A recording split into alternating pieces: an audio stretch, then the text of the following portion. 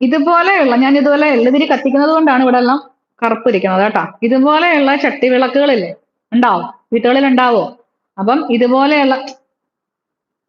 ഇതുപോലെയുള്ള ചട്ടിവിളക്കുകൾ ഉണ്ടെന്നുണ്ടെങ്കിൽ ഇതിനകത്ത് എള്ളെണ്ണ ഒഴിക്കുക, അല്ലെന്നുണ്ടെങ്കിൽ വിളക്കെണ്ണ ഒഴിക്കുക.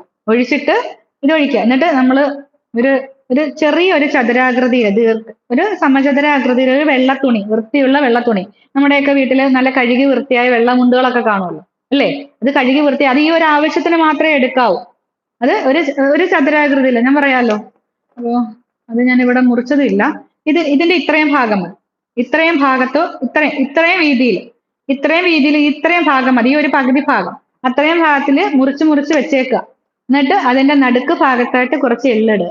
എന്നിട്ട് അതില് ഇങ്ങനെ തുണി കിട്ടുന്നതൊക്കെ കാണിച്ചു തരണം എന്ന് ആഗ്രഹമുണ്ട്. അപ്പൊ ജസ്റ്റ് ഇങ്ങനെ ഈ ഒരു ഭാഗത്ത് ഇങ്ങനെ അതിങ്ങനെ കൂട്ടി വെച്ചിട്ട് അതിന്റെ അതിൽ ചെറിയൊരു ചരട് വെച്ചതൊന്ന് കെട്ടുക. അത് ആ തുണിയിൽ നിന്ന് ഒരു ചെറിയ ചരട് നൂല് പോലെ എടുക്കുക, കെട്ടുക. അത് ഈ ചട്ടിവിളക്കിനകത്തോട്ട് വെക്കുക, കത്തിക്കുക. അത്രയേ ഉള്ളൂ കേട്ടോ. അത് രാവിലെ ചെയ്യുന്നത് പ്രാധാന്യമാണ്. അത് കത്തിത്തീരണം. ചെറിയ രീതിയിൽ എണ്ണ ഒഴിക്കുക, ആ എള്ളുതിരി അതിനകത്ത് കിഴി അതിനകത്ത് മുക്കിയിരിക്കുക. അത് നല്ലതുപോലെ കത്തിത്തീരണം. ആ എള്ള് കത്തുന്നതിന്റെ മണം നമ്മുടെ വീടുകളിൽ പരക്കണം. അതാണ് ശനിദോഷം അകറ്റാൻ പ്രാധാന്യം.